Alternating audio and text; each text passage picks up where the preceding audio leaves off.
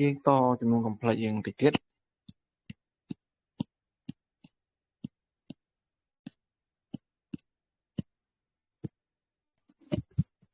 ចំនួន complex ស្មើគ្នា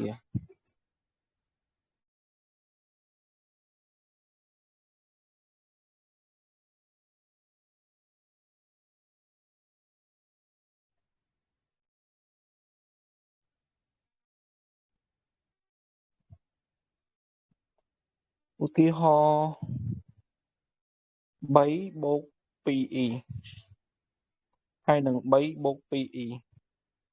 ចាពីរហ្នឹងគឺស្មើគ្នាប៉ុន្តែបើមានថា3 បូក 2e ហើយនឹង2 បូក 3e អញ្ចឹងចានឹងអត់ស្មើគ្នាទេព្រោះអា3ហើយ2នេះខុសគ្នា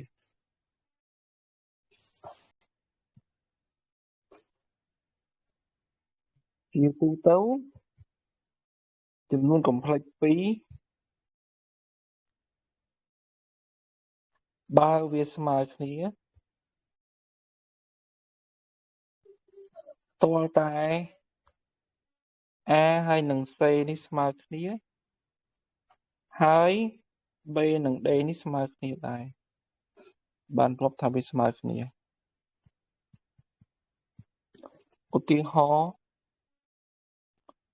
កំណត់ចំនួនពិត x និង y បើ x បូក1ដក 2y e ស្មើនឹង3បូក 4e បាទឧទាហរណ៍អញ្ចឹង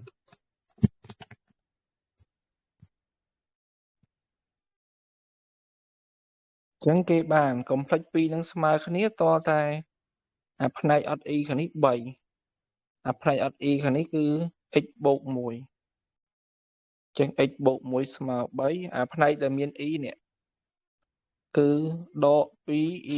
e តែ e យើងមិនបាច់សរសេរទេណាអានោះគឺ4បើយើងសរសេរទាំង2តែគេអត់ទម្លាប់សរសេរទេអញ្ចឹងកុំសរសេរសោះល្អជាងអញ្ចឹង x បូក1ស្មើ3មើលប៉ុន្មានបូក1ស្មើ3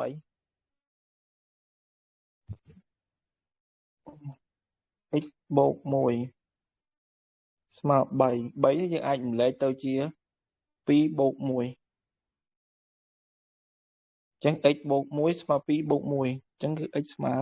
2ដក 4y ស្មើ4អញ្ចឹង y ស្មើប៉ុន្មានអានេះបើយើងចង់ដឹង2ឲ្យលឿនយើងបោះ1ទៅយក3ដក1ទៅក៏បានដែរអានេះយើងចែកនឹងដក2មក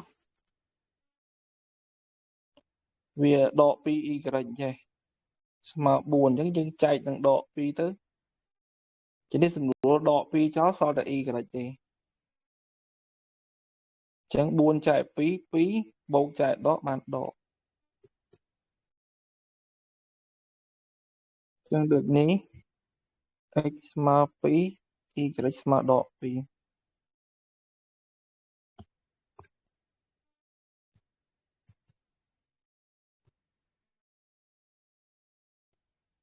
កំណត់ចំនួនពិត x និង y បើ x បូក 2y បូកនឹង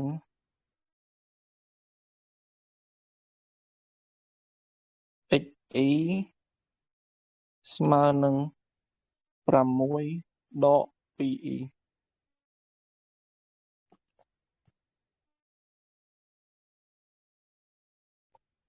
អញ្ចឹងដូចមិញដែរអាអត់ y វាគឺ x បូក 2y អានោះគឺ6អាមាន y នេះគឺ x អាមាន y ខាងស្ដាំគឺដក2ណាកុំភ្លេចមើលសញ្ញាវាផងអញ្ចឹងឃើញ x បាទទេណាជំនួសដក2ចូលក្នុងនេះមកយើងបានដក2បូក 2y ស្មើ6យើងបោះអាដក2នេះទៅស្ដាំទៅបានបូក2 6បូក2 8 ចឹង y យើងបាន8 លើ 2 ស្មើនឹង 4 ដូចនេះស្មើដក 2 y ស្មើនឹង 4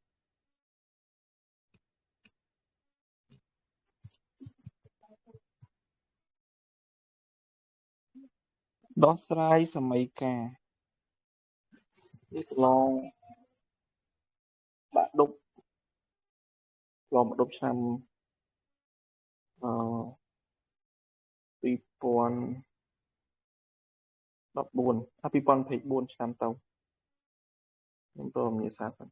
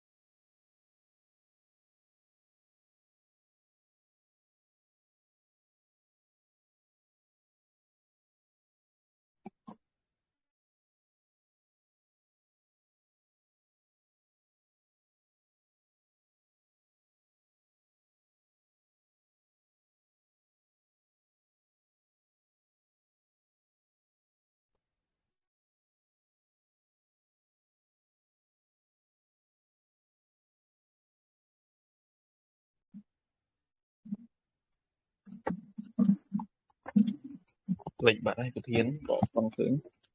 អូខេខ្ញុំឆ្នៃZ បូកជាមួយនឹង1ដក 2e Z បាស្មើនឹង3បូក 4e ចឹងដោះស្រាយសមីការគឺមានថារក Z នៅពេលនេះ Z ជាចំនួន complex ចឹងយើងតាំង Z ស្មើនឹង x បូក y ដែល x និង y ហ្នឹងជាចំនួនពិត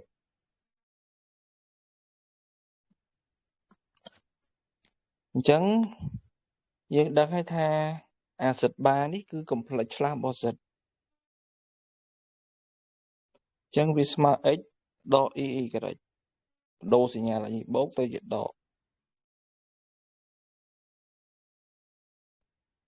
សមីការយើងคล้ายទៅជា Z នេះគឺ x បូក y 1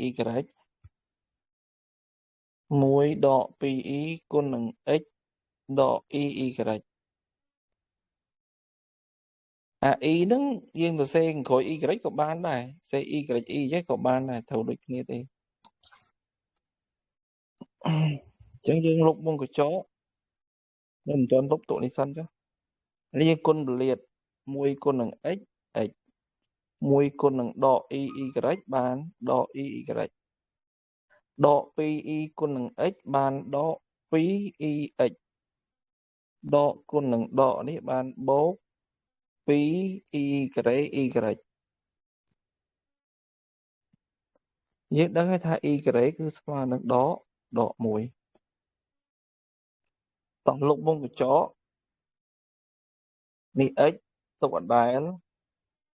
y ដក 2ex អានេះ y នេះដក1អញ្ចឹងដក1គុណនឹងបូក 2បានដក 2យើងមើលអាណាដែលអត់មាន y មានដូចជា x នេះបាន 2x ហើយនឹងដក 2y ហ្នឹងអត់មាន y ដល់ពេលអាមាន y អានេះ y y ដក y នេះអស់បាត់ហើយហ្នឹងអញ្ចឹងសល់អានេះ1ដក 2xy ចឹងយើងចាប់អាអត់ e ស្មើគ្នាមក 2x ដក 2y ស្មើ3ហើយនឹងអាមាន e គឺដក 2x ស្មើ4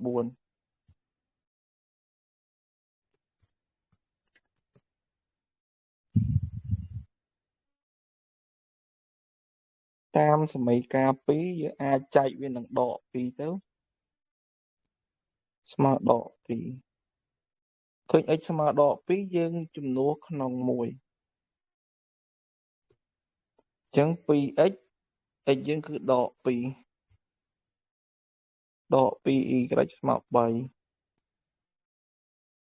ចឹងដក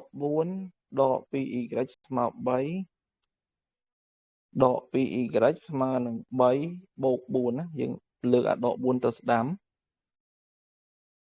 យើងចែកវានឹងដក2ទៅអញ្ចឹងបាន7លើដក2តែសញ្ញាដកគេអត់ដែលដាក់ទៅភាគបែងទេអញ្ចឹងយើងបានដក7លើ2អញ្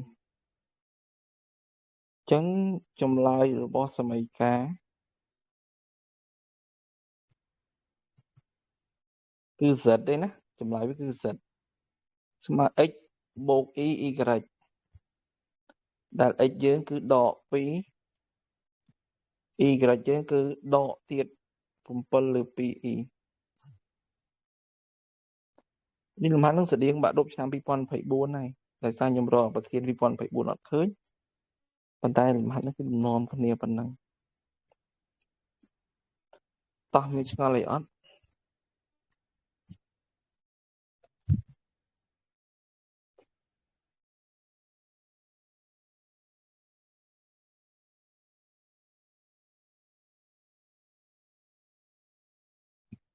អញ្ចឹងយើងសម្រាប់ប៉ុណ្្នឹងសិនតិចទៀតខ្ញុំតម្លាក់លំហាត់ឲ្យយើងធ្វើបន្ត